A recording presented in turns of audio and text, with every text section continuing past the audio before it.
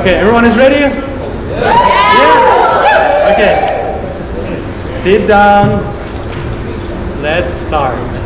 Okay, so let's talk today about training in freediving. And it's a masterclass. It's not like a lecture, so I will give some space and time for you to do questions, and I will share with you my I think the key elements of training, what I do, not holistically like provide in 1 hour. It's anyway impossible to give you the holistic overview of like everything to do in freediving, right? It's a lot to do.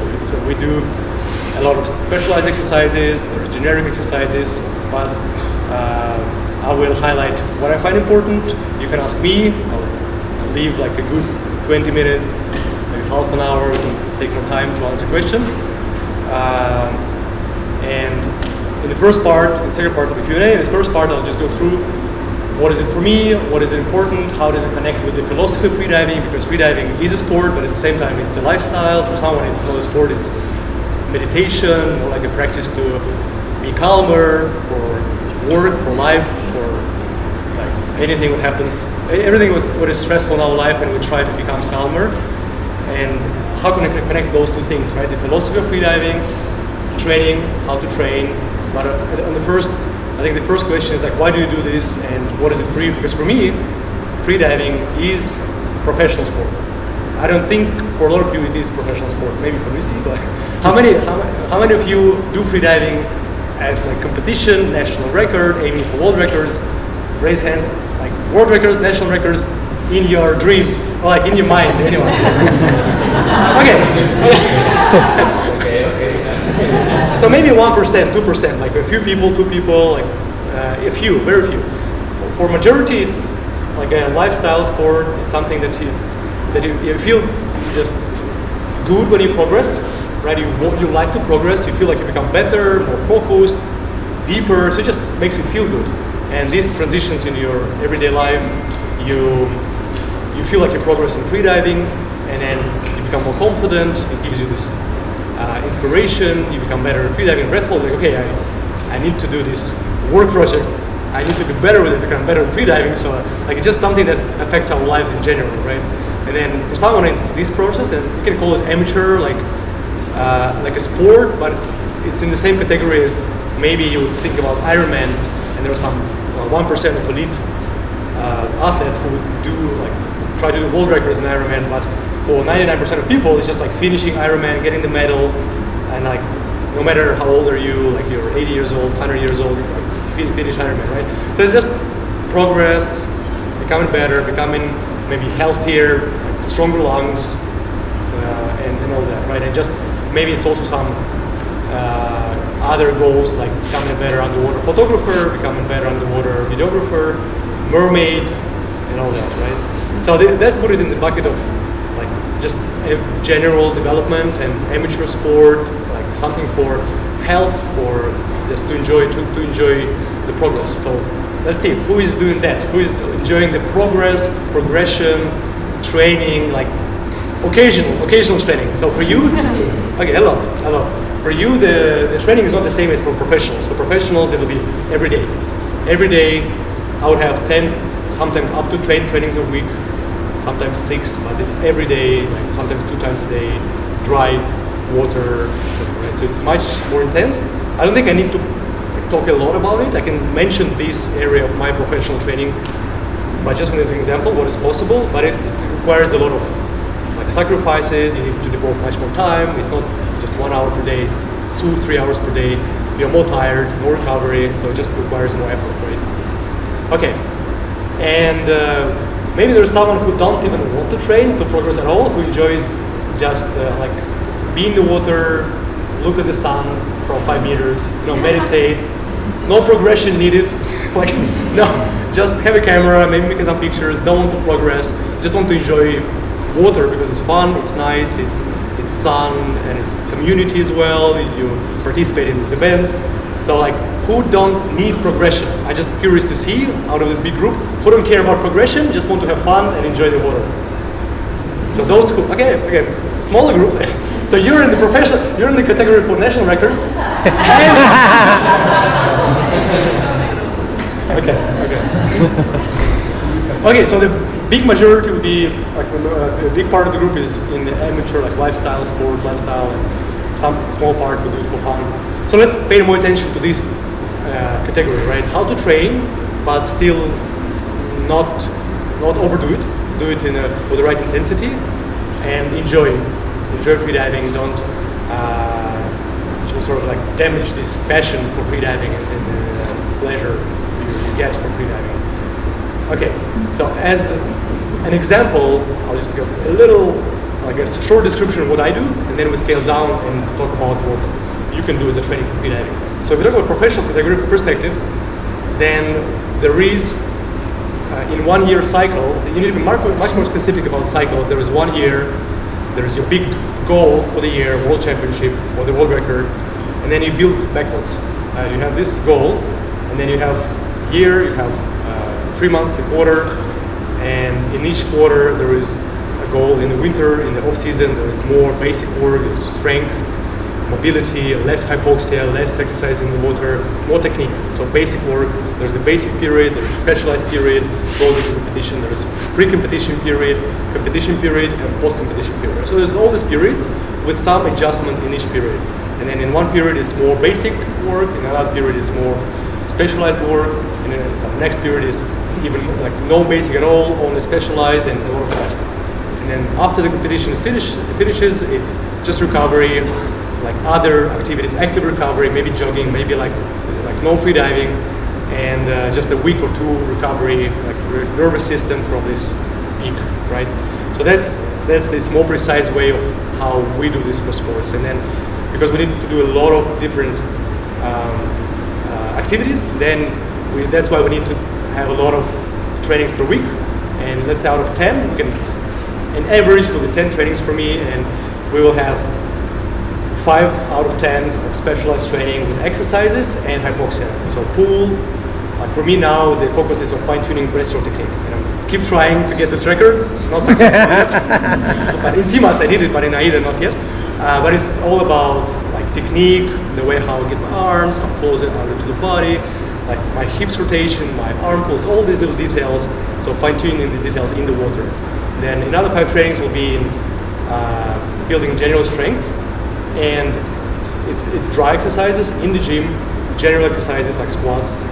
Part of the time will be devoted to that, and some specialized as well. So like even in the gym, I would do like this exercise to engage the similar muscles I would use for the arm pull, for example, right? So I use the no fins examples as most complicated, because with fins it's a bit easier. It's like legs, a bit of body mobility, but it's a bit easier. So there is gym where we do generic and special exercises, and it can be as well like some additional practices like yoga, Pilates, something you like to do. Like I like both. I do yoga sometimes, I do Pilates, and then there's like 5 trainings per week. Maybe sometimes it's 6, maybe sometimes it's 4, but that's perfect. That's general schedule. That's general schedule for 5-5. Less cardio. I do cardio sometimes for recovery, but like generally it's like in water and dry exercises. And then if there's such intensity, up to 10 trainings per week, then it's hard to, like sometimes it's hard to merge it with your everyday life, right? If you work, if you have full day, like full-time work, then it's hard. You need to recover. A lot of attention needs to be paid to recover, like sleep. Sleep is super important, and it's important for me and for professionals, but also I think for everyone it will be very interesting to like just, even though you don't need it that much for this like more mellow progression, but you still want to use the tools the professionals use in everyday life to just to feel more recovered and fresh, right? So just I need to pay a lot of attention to recovery, the sleep, and nutrition, and the food, and that's a big focus. So training is just part of the equation, and if I only focus on training and I don't pay attention to recovery, then I'll just overtrain, and my progress will stop. So for sleep, there is a lot of ways to track it. There's all these rings and Whoop and Aura, etc. And just if you pay attention, if you have enough sleep, not like 6 hours, but like 7.5, at least more than 7, you will recover better, right? If you sleep less, then it will be hard to progress. And now during the deep week, it's intense. It's every day. I would recommend to sleep well. Don't stay too long. like with beers and stuff and socializing. I know it's hard, it's a challenge, but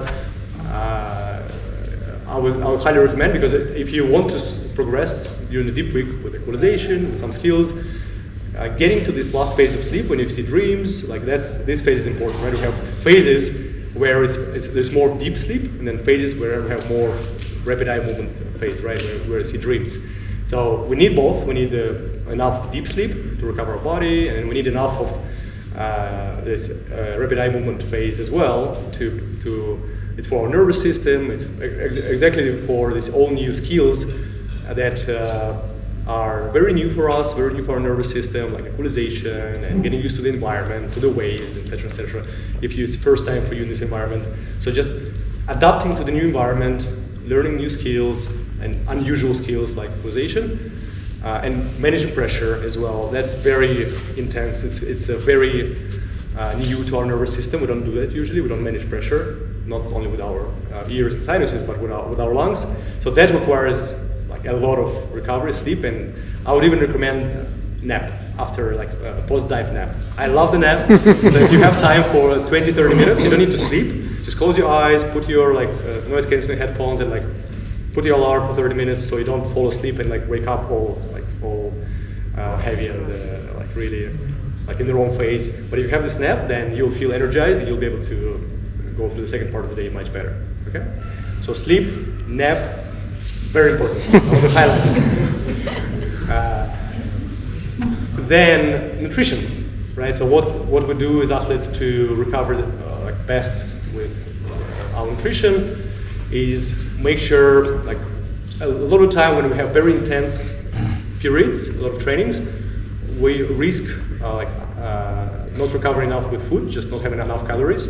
So knowing what is your intake and do you have enough. Maybe if you don't consider, like we don't need to think about maybe too much of high calorie food, right? Let's like I don't need to go through all the like bad and like super, like we all know what is not really healthy, right? So this, if you don't eat burgers for breakfast, dinner and lunch, then you're fine, right? One time a day is okay. One time a day is okay. But if you know roughly how much calories you intake and what is your protein intake as well, then like knowing that, paying attention to that is important for recovery. Because if you dive, your lungs are compressed, you're tired, your nervous system is. I don't know. So you need to recover. For this, you need proteins. And usually, if you don't pay attention to proteins, we'll not have enough, right? And for athletes, I would usually aim for 2 grams per kilogram. It's a lot. It's enough. It's not a lot. It's enough. So I would aim for 180 grams of protein per day for me. And then I will not be able to get 180 grams per day if I don't pay attention. Because if I just eat whatever, usually by the end of the day I will get 100 or like 120. So I need extra protein. I need to pay attention to what I order. Like do I order extra chicken or something, like just extra protein, right? So paying attention to your protein, what do you eat, where you get proteins from. This is important for recovery. You'll be fine probably even with 1 gram per kilo. So even if you don't pay attention to this at all, you might be just risking not getting enough nutrition for recovery, right? So for me, nutrition-wise, it's calories. During the competition now, my level is 3,000, 2,800 calories per day. And sometimes I need to force myself to eat more because I don't want to, but I need to eat more because I will under-recover if I don't, right? And if I don't eat a lot of like junk food, which is high calorie, it's easy to get a lot of calories if you eat a lot of Snickers, right, or something. But if you eat good food, it's hard. If you eat like normal salad, normal like chicken and chicken fillet or whatever, like fish, it's hard. And when I don't compete, for me it's 2,500, 2,700 in this range. So calories, proteins, and fibers. That's like a tricky one. So fibers-wise, I aim for 1 kilogram per day of combined vegetables and fruits. And this will give me enough fibers, roughly, right? And it's 1 avocado as well. So it's 1 avocado, a lot of fibers, good fats, of course. And then it doesn't matter which mix, it's like fruits and vegetables combined 1 kilogram for men. for women it's less, like maybe 700 grams, 800 grams, that can be enough. But then, like a big apple is already 200, 250, right? So fibers will be really, really important for recovery, for the health, for the immune system. And now when I pay more attention to that, I just feel like I get like better recovery, really, like high intensity periods, like competition. Okay, so that's nutrition-wise. And there are some details in terms of nutrition that we don't want to eat. Like there are risky elements in this moment. Then when we go out for diving, we don't want to eat 1 hour before we go out. Like it'll be hard to dive, hard to do breath holds. So we end up sometimes as free divers, we end up like not eating for the half of the day. And that's and we don't want to. Maybe we're like just tired, we want to rest, and our appetite is not great after diving sometimes. For someone it works. Like sometimes people want to eat a lot, some not, right? Let's actually see. It'll be curious to see. How many of you don't want to eat after the free diving? And you finish free diving, like not hungry, you're just tired? After. Some. Okay, some.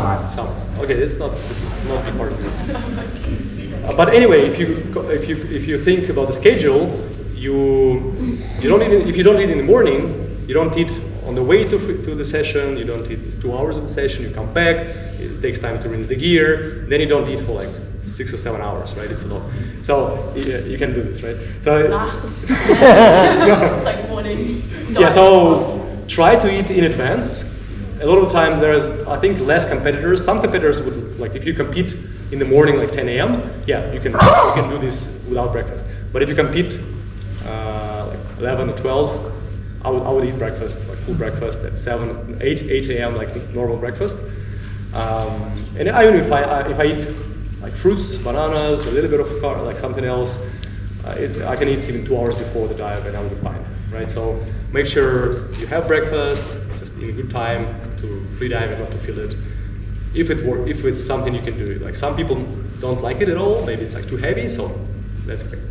Yes? But would you compensate by eating more in another meal? Yeah. Less in the break. If you go out, you don't want a lot of food, eat less in the morning, but eat something, and then compensate it a bit more in other meals. But would you like have lunch as your biggest meal or dinner? I mean, considering you don't break, like can be tricky to break down food during the night. You want to eat too much before going to bed, right? You want to distribute. Yes. It's fine if I would choose, do I to eat more, have enough calories for recovery, and go to bed a bit heavier, or eat less? Like I would eat more. I would eat full dinner, go to bed. Because for my body, I'm okay sleeping after food. Like I don't feel any effect. I check with my Whoop. Mm-hmm. Like my sleep is not affected much by do I eat a lot? I don't eat it. But for some people it affects. So you need to know your body, like what affects your sleep. If you feel not good, don't eat a lot before you sleep, right? Yeah. But like overall, it's more important what is your overall daily intake of calories, proteins, fibers. It's less important how you distribute it. Mm-hmm. But then you use your personal preferences. Do you have any data on how much calories you actually use in your training sessions?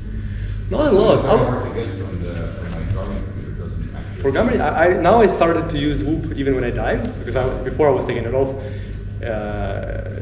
because it says that it's waterproof to 10 meters or 20 meters. But somebody texted me that they use it for 100-meter dives, and I'm like, okay, I will not take it off now, and I use it because there's nothing to break really, right? So now I use it for my diving, and then I don't have this missed data for like 1 hour, 2 hours during the diving. But it's hard to say how many calories I use. You only can track it. You only can track trends, right? There is none of the devices. I think right now there is no devices on the market. They will tell you how many calories you use, but they're all wrong. Yeah. That's the thing. Yeah, like when I finish my training, when I finish my gym training, sometimes it says 1,000 calories or 800 calories if it's an intense session. Maybe sometimes 500. But you can only check this if you really increase if you count your calories per day. Like so, I have my app where I put my food. What I eat. I have my little scale.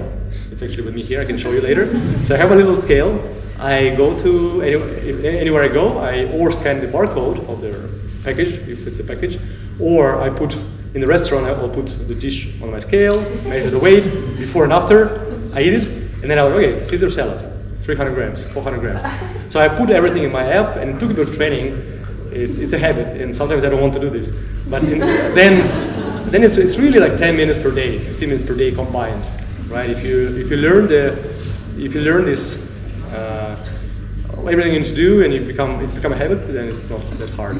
But then I know how many calories I take, and then you can try to experiment. Okay, if you add 500 calories when you train hard, what it will do to your weight?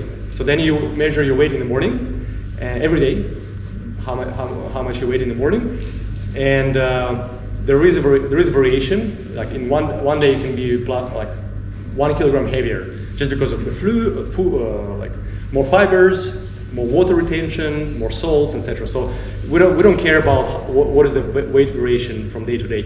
We just write the numbers, and it's like trends, like week after week after week, right? So you need, like, in 1 month, if you have 30 measurements, then you can see, okay, like I had this much calories per day, I was weighing this, and my waist was like 80 centimeters, now it's 79. So if you do everything right, if you don't want to lose weight, if you, like, for example, you don't have much to lose, you don't want to lose muscles, if nothing changes, you're doing everything right. If you want to lose weight, you're in calorie deficit, then your waist will reduce in centimeters, and you lose fat, and again, you do everything right. So it's only this, like, it's a game of tracking the numbers for a month, for a few weeks, and then looking at the trends. Okay, and then, yeah, I think with exercises, the tricky part there is that we lose a lot of energy, but then we're tired, and then we sit more during the day, and then we eat more because we're tired. We're like, okay, I did good training, I deserve more food, right? So this is a tricky part. In the end, it's like net zero. So your exercise, you don't think about it as something where you lost a lot of calories. Because if you're very tired, you'll probably move less during the day. If you move less, you use less. You use less calories to do that, and if you eat more, you compensate. So sometimes people even do exercise and become like maybe fatter and fatter because they're like, okay, I did a good workout and then I eat more, deserve this extra. So it's a tricky, like in this calorie calculation, there is a lot of myths and how to. It's easy to get into this trap of exercising well and spending a lot of calories. Yeah, so in my experience, like even with very intense trainings, combined depth and gym, still if I was in the area of like 3,000 calories per day, I was recovering well. I didn't need 4,000. Okay. Yeah. Is there an ideal body composition that you try and maintain at the competitive level? So maybe muscle mass, fats, and Ideal body composition. It all starts from your goal again. So for me, the goal is to do world record in no fins. Then I'm trying to.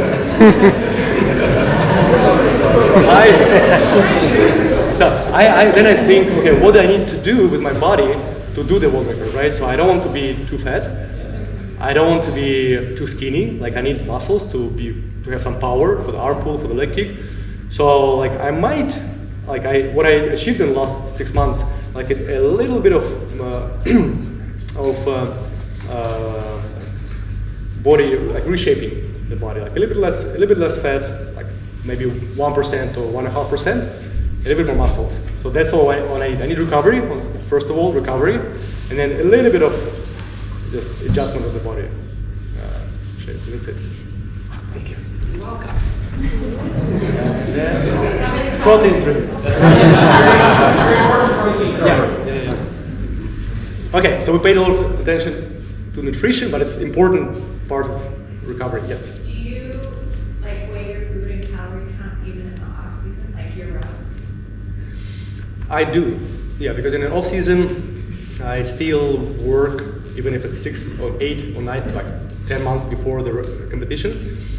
That's where preparation starts. Like I want to already during this period, if I need more muscle mass in my arms, in my shoulder area, okay, I'll need to build these muscles, I need to exercise, I need to make sure I have enough protein, and I don't gain much fat, right? So it's like very, very small changes. So for me, it's very small changes. Like in a month, maybe the difference is half kilo.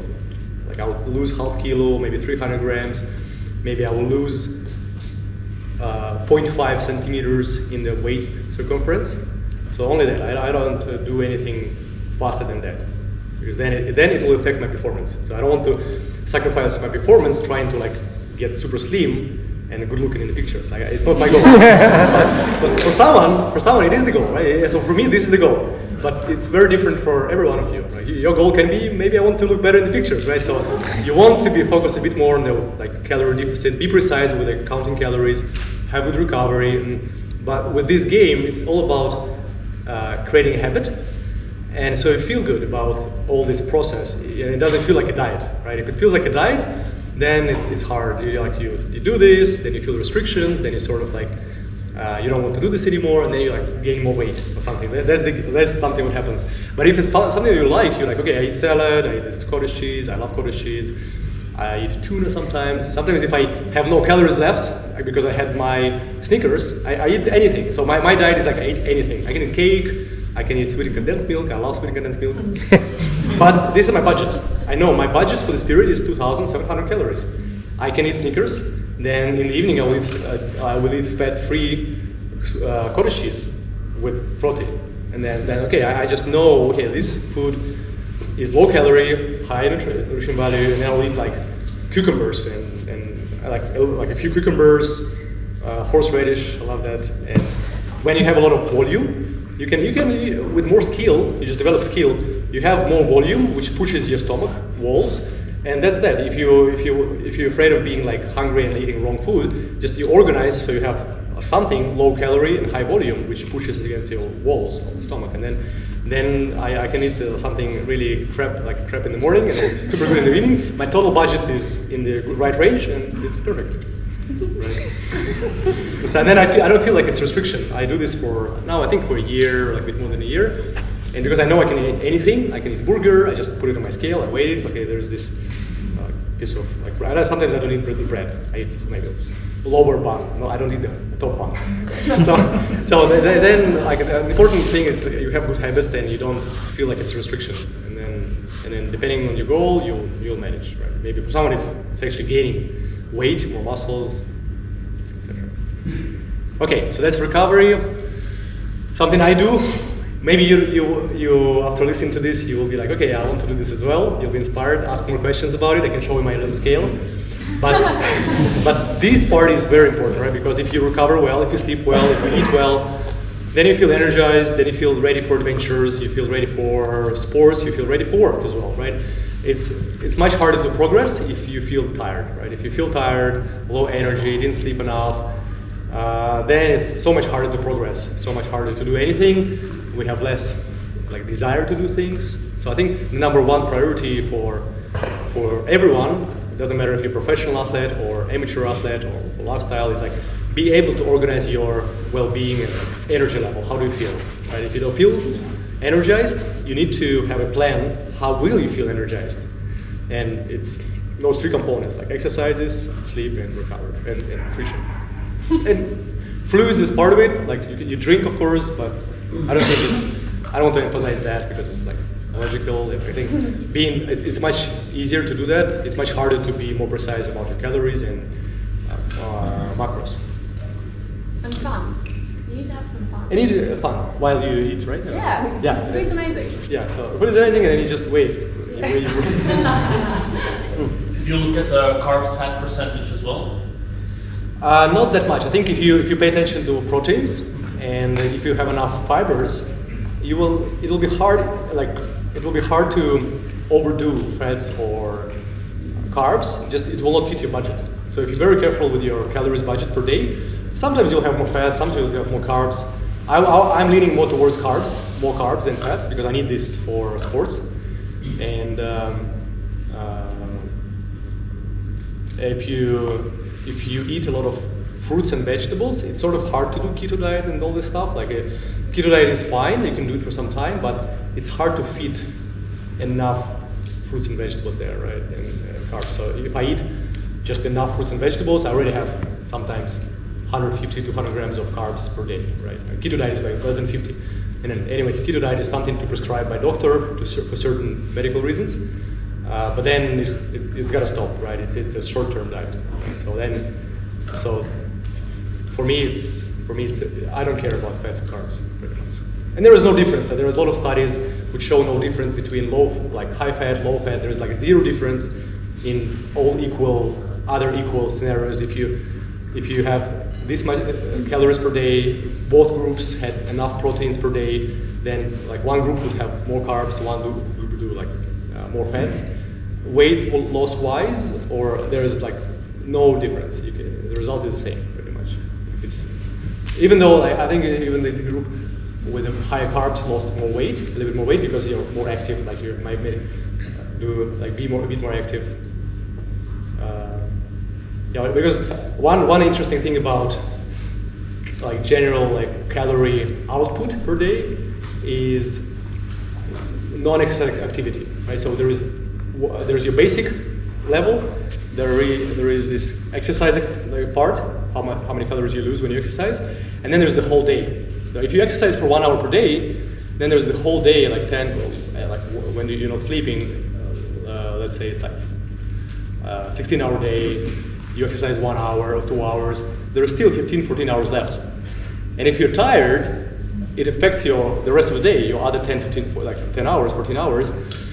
And if you're low energy, it affects the whole day. And then the difference in calories, there were some studies measuring like people with a lot of expression, like Italians, I guess, and like how many calories they lose per day with expression, like in mimic matter, like what is your movement when you talk.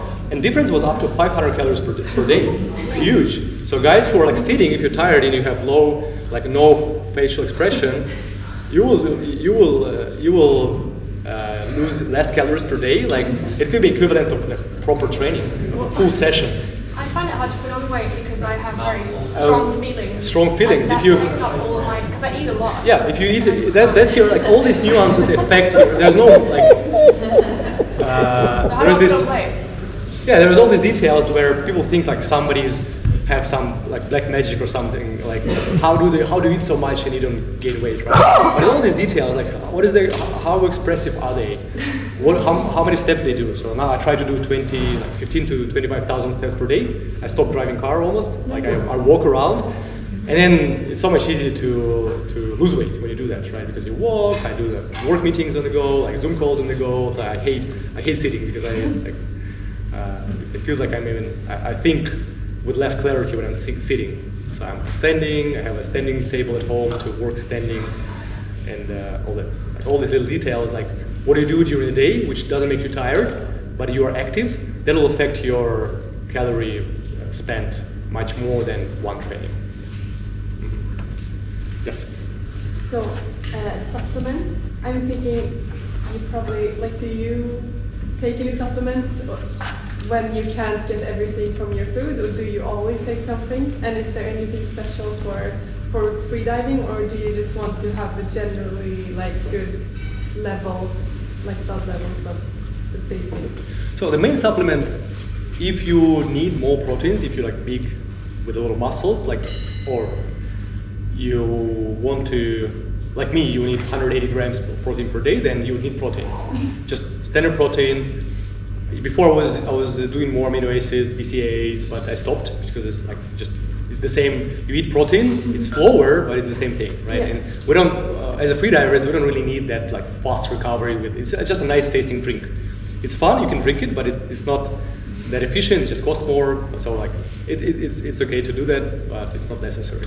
So protein, creatine for muscles. So I would use creatine, and it's a good supplement. I think it was studied enough, and it's pretty safe, and you want to take creatine.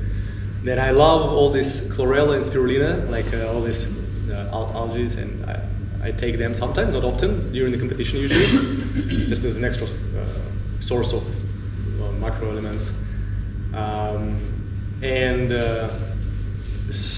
Sometimes in the hot countries like this, I would take some rehydration, rehydration powder, that's important. So if you're in a hot country, you're not used to the hot environment, you lose a lot of water when you breathe, when you move around, if you sweat even. So doing that is important. If you sweat and you feel like, maybe not now, it's the second day, but in a couple of days you maybe feel more tired. So take more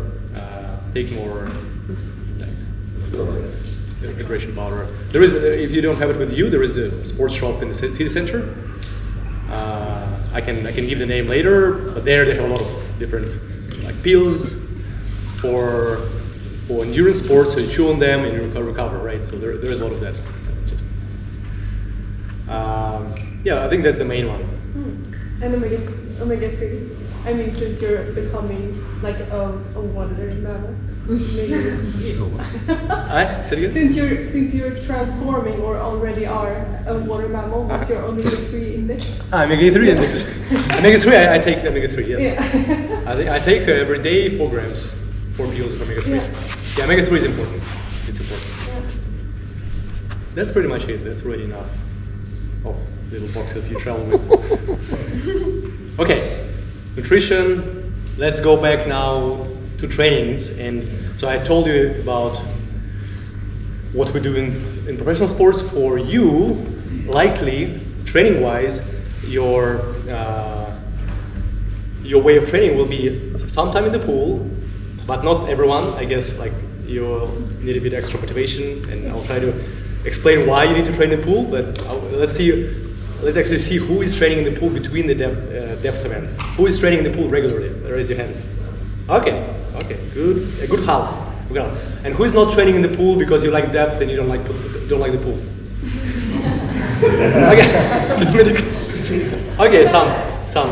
Okay, so for lifestyle sport, for your progression, you don't need 10 trainings per week, obviously, right? What you could plan, depending on your lifestyle, what is happening with your work, with your family, you could do like as little as, let's say, maybe starting from 2 trainings per week, and it could be 2 water trainings per week. If you do something else, you do some other sports, you can combine maybe one freediving session per week between trips, between these events. And then if you do even 1 freediving training per week with proper breath hold, maybe a little bit of breath work before going in the water, so you stretch your breathing muscles. It's better to do breath work more frequently, a few times a week. But with 1 training per week, you will progress, and you will be able to slowly progress towards, like, let's say, even up to, let's say, 50 meters depth. But if you're consistent, if you do the whole year, you have 52 weeks, so you train 52 times, or excluding these maybe weeks when you travel, but you have regular training, so every time you work on something, technique, some details, so you will progress. So even 1 training per week in the pool helps. It's great. Then if you have some other sports to be fit, like whatever you like, yoga, strength is a bit more helpful for freediving. In the beginning, when you progress from, let's say, wave 1 to wave 4, you dive 10, 20, 30, 40, 50 meters, it's not that important how strong are you, how many kilos you squat with. It's more about technique. It's more about your breathing muscles, how flexible are they, how well you can, how big is your inhale, how well you can relax when you're compressed.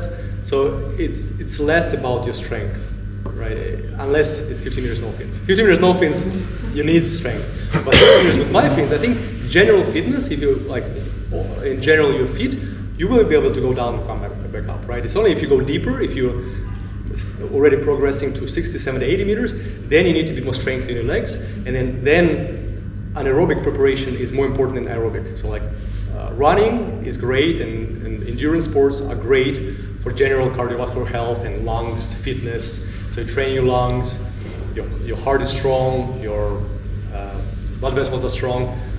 But it's like active recovery. It's great for the basic, but it's less. It helps you less when you feel lactic on the way up. Let's say, right? If you feel lactic on the way up, and just to be more efficient on the way down, on the way up, you need better anaerobic capacity of a muscle to work with the reduced blood flow and in this hypoxic mode, right? So that's what we do when you do strength exercises. So you have your muscle under tension. For example, you do squats or just like leg extension on the machine. And if you do it without pause, without relaxation, your muscle is compressed. There's not much blood flow, and it's getting lactic, and it's in anaerobic mode, right? So that's more similar to freediving.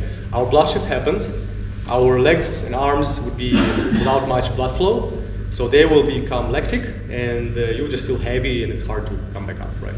And if your muscles are more in tone, they're stronger, then it'll be easier to dive. Right? So for free diving, this anaerobic preparation is more helpful. So again, for you, it's generic fitness exercises, just generic squats, bench press, pull-ups, just to be fit overall, right?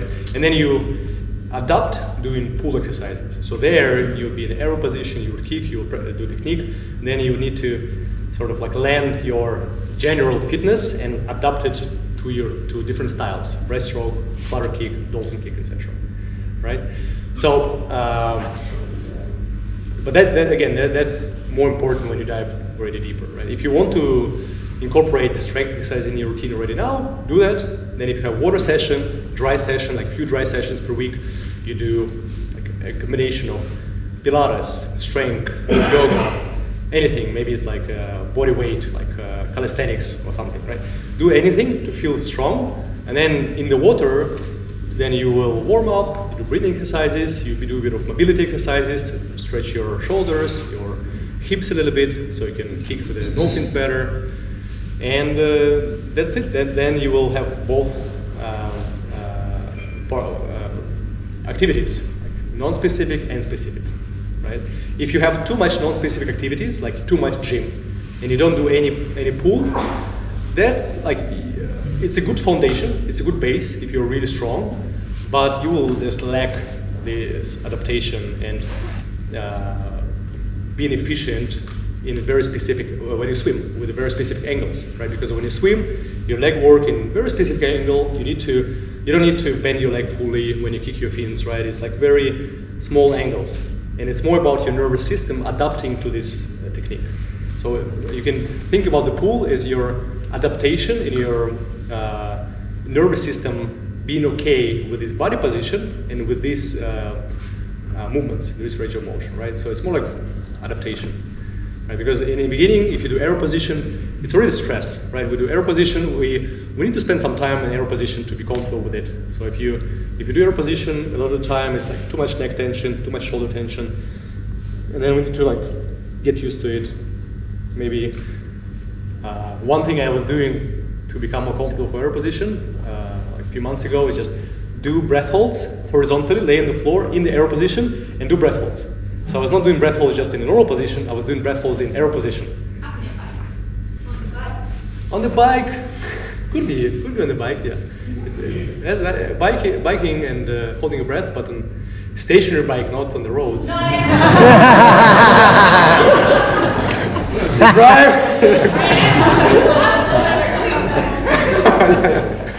Yeah, so that's a great exercise. But I think it's going to be hard to do aero position on the bike.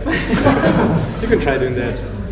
But it's about your nervous system. Like you adapt to this body position, and then you just spend less energy when you do that for your longer dives. Okay, and if you have time for 2 sessions per week, you will progress so much better, right?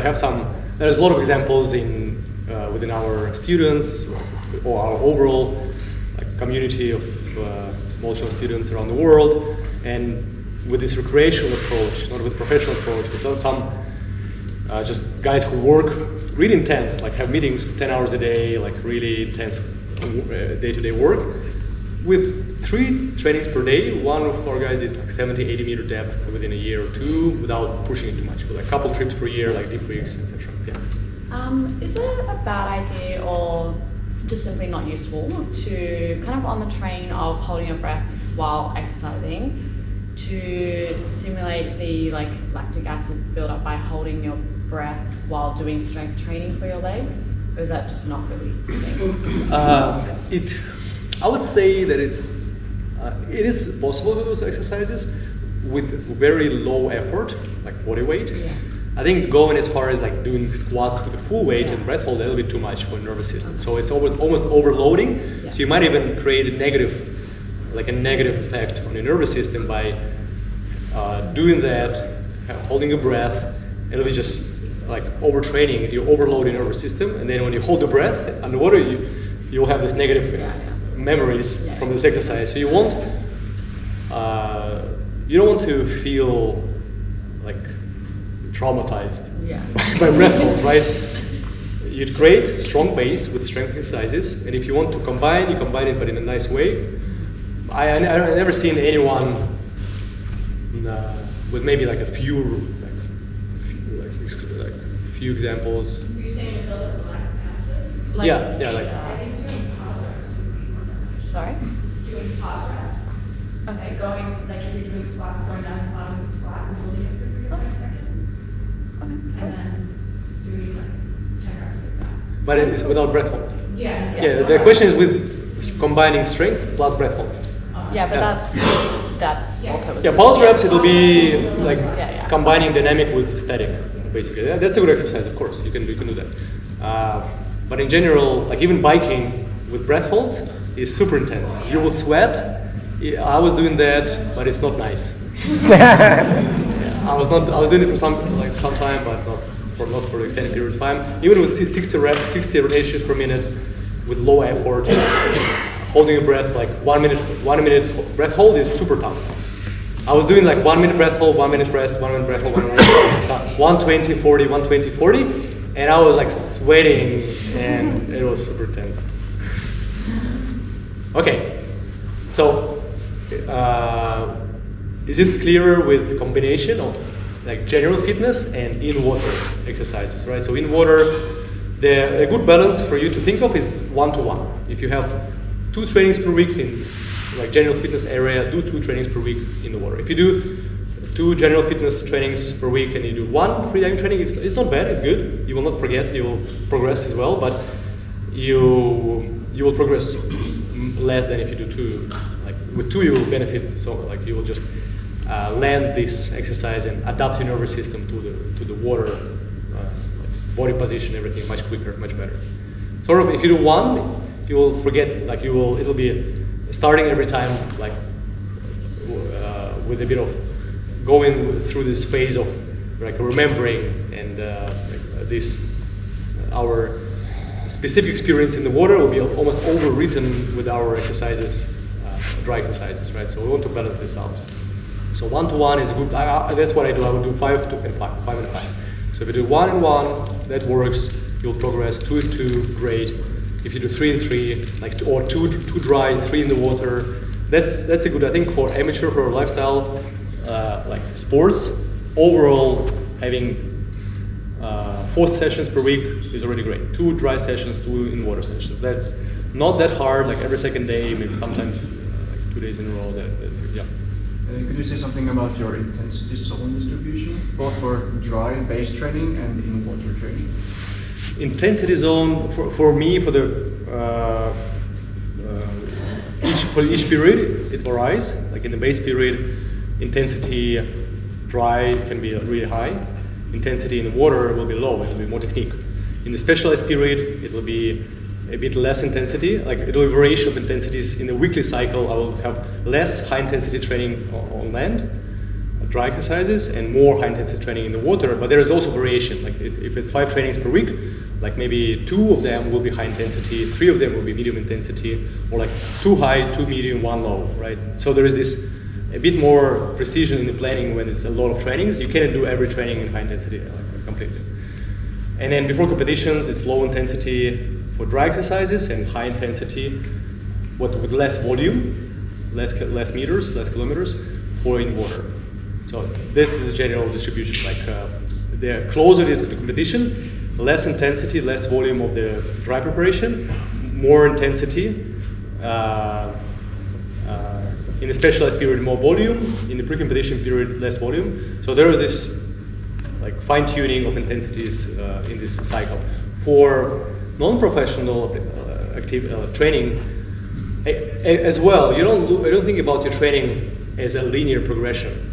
It's very hard when we think about our training as a linear progression, and every time you make your series like harder or less rest between the dives, and you progress linear, you might overtrain as well. So it's a good idea to have a few weeks of progression, and in the month cycle you have progression. Then you can actually have like 1 week of staying with the same weight, staying with the same distance, just getting used to it, and then recovery period, right? So you have like progression, a week of becoming more confident with this load, and then like intentionally reduce the volume, reduce the intensity to recover. So for you, I would say like a monthly cycle, thinking in months, and like, okay, the higher intensity progression and recovery, higher. So doing this in waves as well, right? We don't progress like linear. I was kind of thinking on a yearly basis, you know, like cyclists, runners, and so on, they have like maybe 80%, 70-80% in zone 2, with like very easy base training, and then you top up with high intensity training for the remains. How would it look for you if you see like 2024 as a year? How would you sort of? It's very similar. So sports science is very developed, right? There is this the way how cyclists train, how swimmers train. There are some variations. We can look at the swimmers as an example. So in swimming, same thing. You would spend a lot of time swimming in the zone 2, like low heart rate, doing exercises. In freediving, it doesn't make sense to do every training in high intensity, try to dive max distances. So we usually dive smaller distances, and the bulk of the training will be improving your technique. So it's improving technique, going a little bit into discomfort phase. So you want to breathe a little bit, maybe like in the pool with intensities, we have different, like how many meters you spend while you want to breathe, or how many seconds in steady breath hold. So like zone 1 would be no discomfort at all.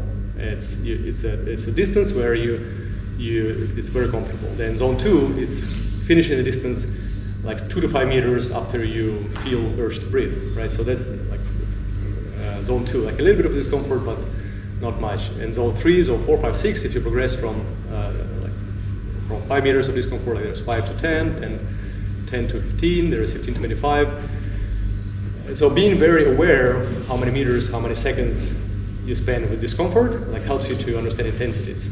And majority of the exercises in the pool we want to do in the zone 2 again, like you feel the urge to breathe, but you finish pretty much like very soon after this urge to breathe, because the goal will be to work on the body, the posture, aero position, technique, and just do more volume. Be better with this technique. Do exercises as well, like no breath hold, just exercises, leg kicks, arm pulls, flower kicking, dolphin kicking, like no breath holds.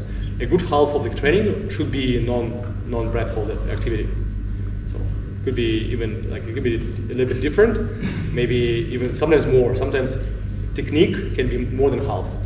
So don't dive the whole training. That's, I think, the important note.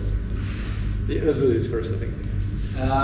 So earlier when you were talking about calories, you spoke about how important it is also to consider what we are doing while not training, with resting time. So considering that we do an adaptative sport, how much importance do you give also to everything what you do outside of real training? So for example, apnea walks or hypercapnic breathing, let's say breathing through a straw while working at a computer, or all these kind of things that may not feel like a training, but in the end you are training your body to high CO2 tolerance and these kind of things. Do you do them a lot, and do you think they're important? I don't do them because I have enough pool sessions. So if I would have no access to the pool, for example, I would do apnea walks. But because I have access and I can train 5 times a week, then all those additional activities would be will potentially lead to overtraining. That's too much for me. If you don't have access to the pool, you can do apnea walks. It's a great exercise. So you walk, you do the square breathing, like box breathing, inhale, pause, exhale, pause. Not too much though, not to black out again while you walk. And that's really good replacement of the pool trainings. It trains your cardiovascular system, your blood vessels. It does help. It doesn't help with the technique, though. For the technique, you still need the pool training to improve your technique, because even if you're really good with breath hold, you go to the pool or you start diving, then your nervous system, you're not used to these movements, and it takes just more energy, more effort. Right? The goal is for you to be so familiar with this movement, with every style, flower kick, dolphin kick, breaststroke, so when you go, like we travel, you start diving, it's easy. You're strong enough. You're ready for this in terms of like muscle tone, but as well this movement, this trajectory doesn't cost you more energy because it's familiar. So that's the goal of the pool training. So you don't need to think about technique. So the less we think about technique, the more it costs us. And that's the difference between beginner freediver and experienced freediver is technique is very easy and costs us less energy. So I would say like number one priority for everyone is always technique. Like doing hypoxic drills, CO2 drills is less important. It's less important. Like, for me, sometimes I would do, in preparation for the competition, I would focus only on technique. It can be zone 2, like dives. I would do 25-meter dives or 50-meter dives with fins.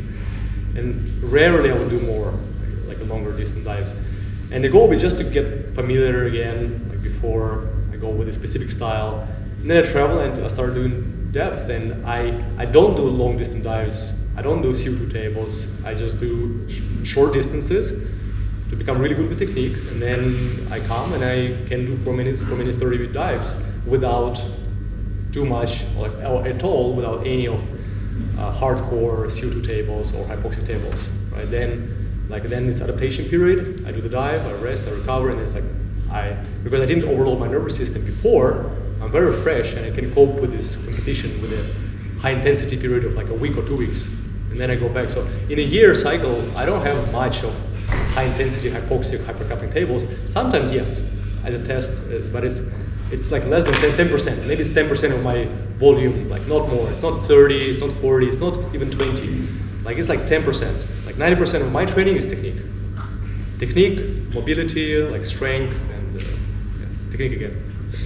If we're looking really specific with flutter kicks, training in the pool, if we're saying without red holes, do we then do flutter kicks at the surface, face down with a snorkel, or what are you talking about here now?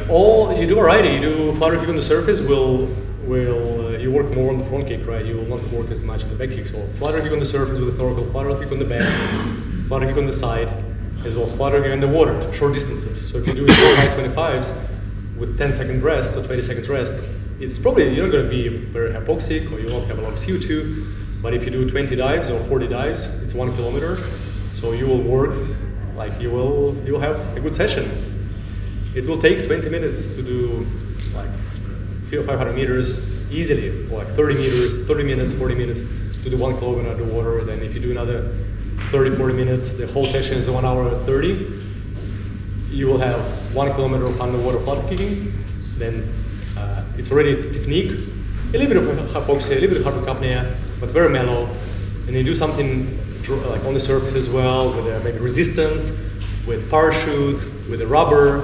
It can be strength exercises where you flutter kick in a vertical position, being in the pool vertically. You flutter kick with fins, you flutter kick without fins, barefoot. Barefoot is like pretty intense exercise. You stretch it, like you want to get used to different fins, like long fins, short fins, low fins.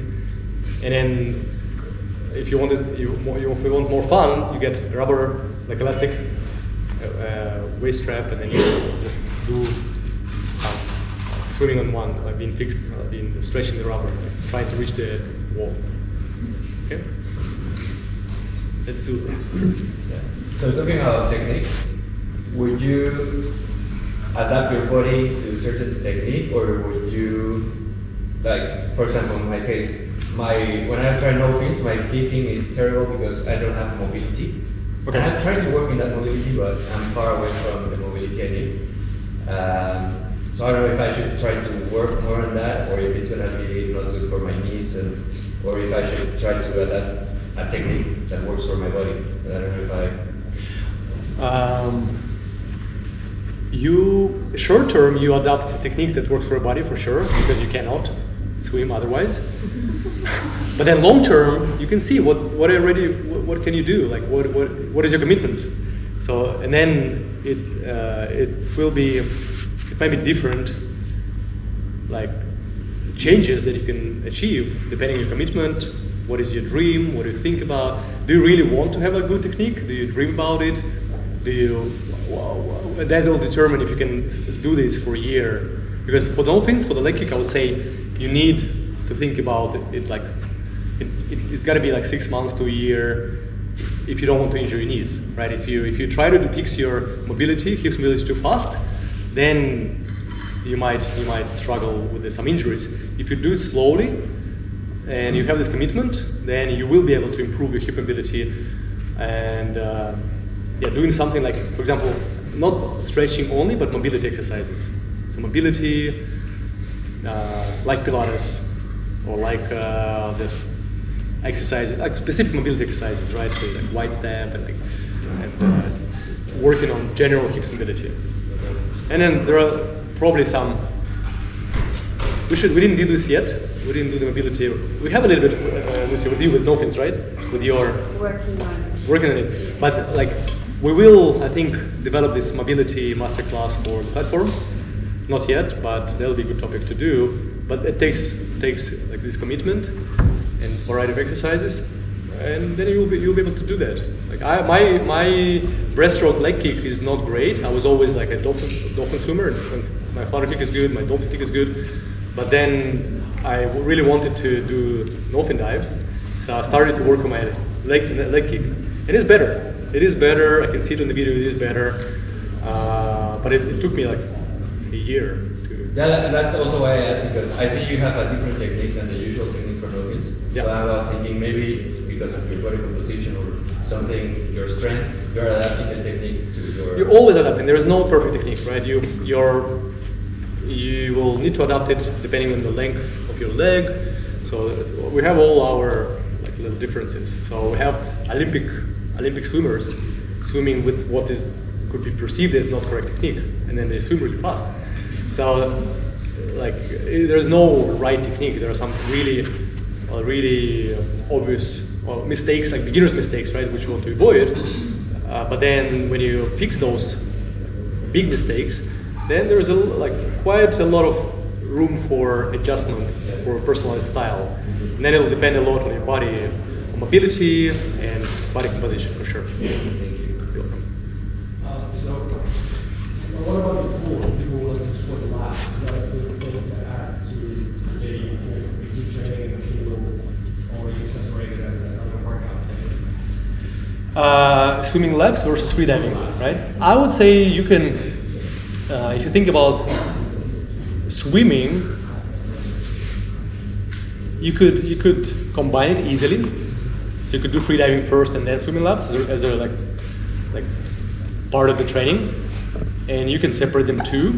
But it's very similar. So if you swim, it depends on what is your goal for the swimming part. If you're getting ready for a triathlon or marathon, then you probably will have a lot of big distance, like very long swims. So maybe then you will need to separate those into two different workouts. If you just generally want to have a better technique, swim laps, then you can combine them. Yeah.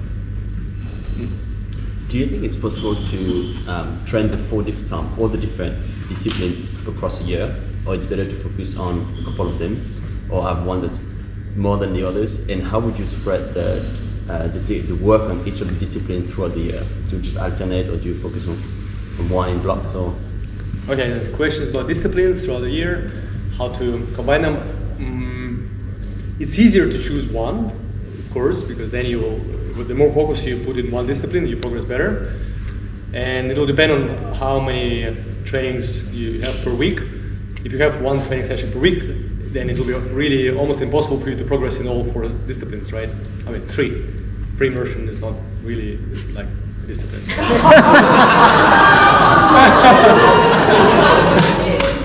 Well, it doesn't require like a lot of skill to swim, right? Just pull the rope. There are some nuances, of course. You need to pull close to your body, but it's not really. It's not a swimming style. Like there is something to train, but it's a warm-up discipline. Anyway. I'm joking. I mean, I love free immersion. It's a great discipline, but it's not the same. It's not the discipline where you need to swim and improve your style, etc. But if you have a lot of trainings, you can progress in all of them, right? If you have 4 sessions per week, you can do 2 sessions in your main discipline, and like 2 other sessions you alternate. You can in one training you can do a big part of the training will be focused on your main discipline, and then you maybe 1/3 you will do another discipline, right? So if you can do that in one training, like monofin. The main discipline, let's say it's monofin. You do monofin, and then part of the training will be bifins. And then next training you do monofin again, and part training will be no-fins. And this way you progress faster with monofin and not as fast with other styles, but it's better to prioritize, so you see the better progression there. And then if you're happy where's your monofin right now, then you can switch it during the year. Okay, now my main discipline would be no fins, and then you do others as something like additional discipline. But I would say it's possible to progress with all of them.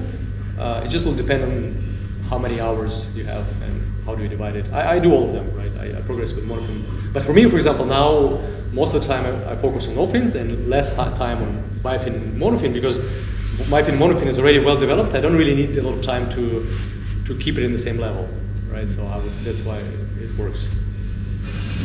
So like butterfly swimming, Mm-hmm. is that the beneficial type of wave movement for?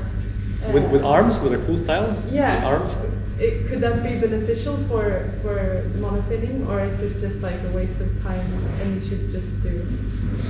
No, butterfly, like a fly, is great style. I mean, it's generally like it's good for the breaststroke as well, because if you do a fly, then you have the arm pull phase, which is exactly like a long arm pull, which is pretty much similar to the breaststroke arm pull, underwater breaststroke. So butterfly is great. If you train butterfly, you'll have strong core, you have dolphin kick. It's not the same as dolphin kick with monofin, but it will be great general exercises. I think it's not specific enough.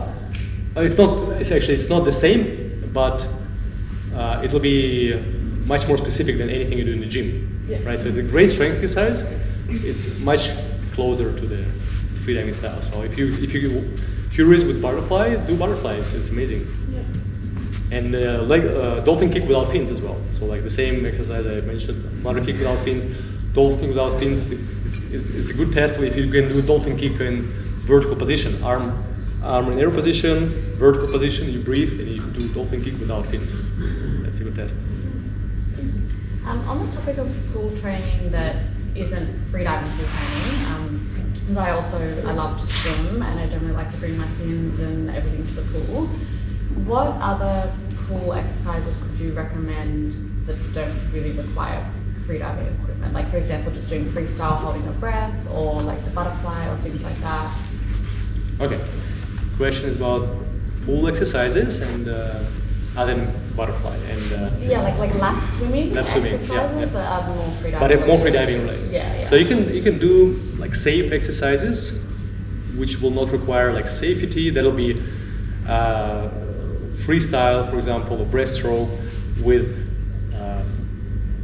something similar to box breathing, where you have inhales, like a fewer inhales per pull. And that's really good. That'll be CO2, pretty much CO2 table. So if you swim freestyle and you have, instead of breathing every three cycles, or no cycles, but 3 arm pulls, you can inhale every 7 arm pulls, every 9 arm pulls, right? So that'll be already like a good hypercapnic exercise. A bit of hypoxia, not much hypoxia, but some hypoxia, but mostly you will have more CO2. So if you swim freestyle, just try to progress with less inhales per pull. If it's breaststroke, you can do 1 inhale, and then you can do full cycle underwater, then 1 inhale, then full cycle underwater. So again, less inhales. That's great. Very easy to track progress. So you can swim on the first training. Maybe you swim with a freestyle 1 inhale per 9 arm pulls. You swim 200 meters, then 2 times 200 meters, and then you swim 250, 300, 250. So slowly you'll have more meters with this style, and then it means you become more efficient. So in the beginning, and same with the breaststroke, like 200, 250, 300. So it means that your technique become more efficient. You become more tolerant to CO2, but also your technique will be more efficient, so you produce less CO2. And then you can swim, like after some time, maybe after a year, you can swim 600 meters or 800 meters with one series I like to do is breaststroke in a short course pool, 25-meter pool, and it's 2 inhales per pool, 1 in the middle, 1 in the end. So breaststroke, 1 inhale in the middle, 1 inhale in the end, and then middle, end, middle, end. So 2 inhales per pool, and there was quite some CO2, and then you see how your technique changes when you fine-tune your technique after like a month or 2 months. Like I can do already 800 meters.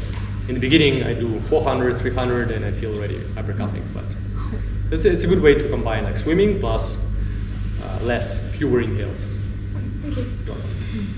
let's do a few, I think, and then I could do more Q&A like in the unofficial part of the lecture, when I will be showing my little scale for the food. But yeah, and before I answer this couple of questions, I think before everybody go, we can summarize, and just again, I can repeat what I think is important in training, and maybe ask the questions in the area of this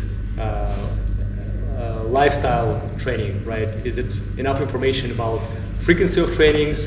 So I try to cover more like big picture and just to give you some tools and ideas, so you like go and do this because that's, I think, the hardest part, like to really plan for it, to really put it in the schedule, in the calendar. And I think the big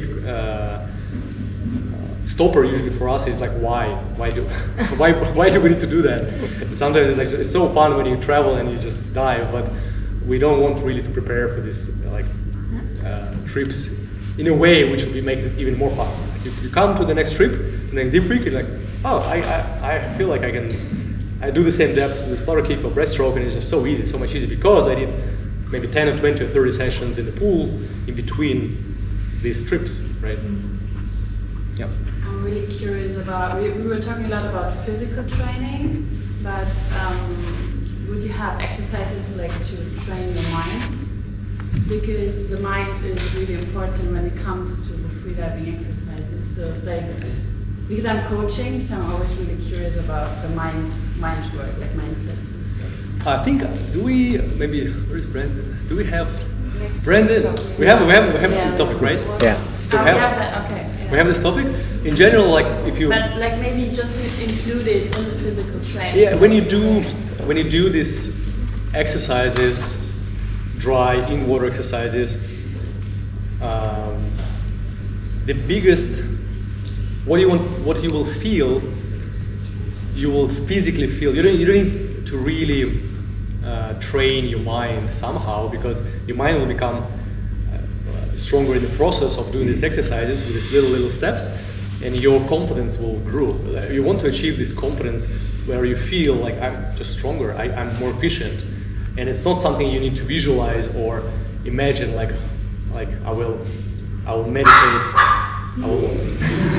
I will visualize, and I'll train my mind that I can do this dive. Like you will know you can do this dive because you did the work.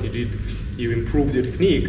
You have better efficiency. So you're like, if I can do 100 meters in the pool, flutter kick, sure they have enough technique and skills to do 50-meter depth in the water. Like roughly, we can roughly say, if you want to. And actually, it's a good way to plan for diving, right? If you want to progress, you think, okay, next event I want to dive 50 meters or 40 meters. Do you feel really confident and comfortable if you're doing double distance in the pool? And not just once, but a few times. So if you achieved it through like 10 training sessions in the pool, then you don't need to separately focus on training your mind. You know you can do this. You're like, okay, it's only about equalization. I will focus on equalization, giving up to the pressure, and my technique is there, I'm efficient, etc., right? So you train your mind while you do the basic work. But you also, like in front of a training for the pool, for instance, what's your preference for breathing exercise to prepare for yourself for that? Like, what's, in your opinion, the best way to prepare, like breathing wise, the body to train? I like, if I would choose like the one breathing exercise which I like the most, it'll be box breathing. Like CO2 exercise, like slow inhale, breath hold, exhale, breath hold. And that'll be just very simple exercise where it's easy to track progress. And then you work on your breathing muscles elasticity, you work on the CO2 tolerance, there's a bit of hypoxia. So there's a lot more exercise we can do to work on the range of motion, like dynamic exercises with our rotations and arm swings, etc. But like just this cycle breathing, full inhale, slow inhale, pause, exhale, pause, will be great. Those I do additionally. And some days, if it's a lot of breath holds in the water, I wouldn't do them because it's already too much, right? So if you don't have enough water sessions, and you don't have a lot of breath holds there, then you can do this box breathing. 20 minutes of box breathing, you'll be so much more ready. Like just better breathing muscles awareness, better technique. You'll have time to do the body scan. So you do this inhale, you do a lot of cycles, and you have time to think, okay, where do I have tension? You did full inhale, and then you have time to feel. Do you have tension in the back, in the shoulders? Yeah, this. So in front of, because I joined some competitions now, but it's just like national competitions. So in front of a competition, would you also like breathe just basically just to relax, to not spend much energy, or what would be Before the dive, before the competition dive? Before it's your turn, you know. Before just to the relax. dive, you want to like warm up. You do something to stretch your muscles, maybe like inhale, gentle stretch for 10 seconds, 20 seconds, exhale, gentle stretch. But there's no exercises before the dive. It's only warm up, 5 minutes, 10 minutes, like gentle warm up. You want to dive, want to go and dive in competition or like being fresh. Okay, because we have 15 minutes before to warm up in the pool. If it's 15 minutes before the dive, you do nothing. Do nothing, okay. You calm down, relax, that's it. Because everyone is always doing max in 15 minutes. That's why I was asking. I don't know if anyone is. Not everyone. Maybe. No, in Portuguese, but I'm Portuguese. Maybe because they're anxious or they're like stressed I or don't know, something. everyone was starting to warm up, we were doing the laps, and I was not sure if it's good or not. You can warm up and do some stretches like 1 hour before, like do a bit of like stretches, and. So it's better just to rest, right? It's better to rest, calm down. Yeah. Okay, let's do. Last question. Last question. Last two. Okay, last two. Look at it. Okay. What motivates you the most when you train? Because you train almost every day. Over time, It's. I think at this stage, there is not. It's a record you don't have. Come on. That's a good answer. I think it's a record I don't have. But as well, it's just something that makes me feel like it's just a routine. Part of my day schedule that makes me feel good. I don't need extra motivation. I just know if I train, I feel better. I feel like I do it as a like morning gymnastics. You know, it's something I want to do to feel good. So in the beginning, you might need a bit of extra motivation sometimes, but it doesn't work. It doesn't last for long, right? It lasts for a few weeks, but then you need to do something as a process or something you feel like it benefits you, and you like how you feel after. So I just like how I feel after the training, and that's enough.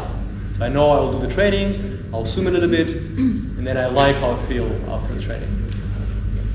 Due to square breathing, do you recommend to others to go equal times, inhales, holds, exhales? No, square breathing is like a name.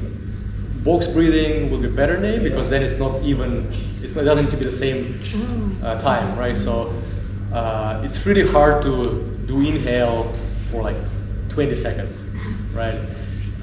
For the longest cycles, I would usually do the box breathing where inhale is like less than 10 seconds. Because if it's a really long cycle, you already want to breathe, you have a bit of contractions, so you cannot really do 20 seconds inhale. It's like 10, maybe sometimes 5, and then start the next cycle. So it's a shorter inhale, and I would think more about combined time of inhale plus breath hold. So 2 phases, inhale plus breath hold, exhale plus breath hold.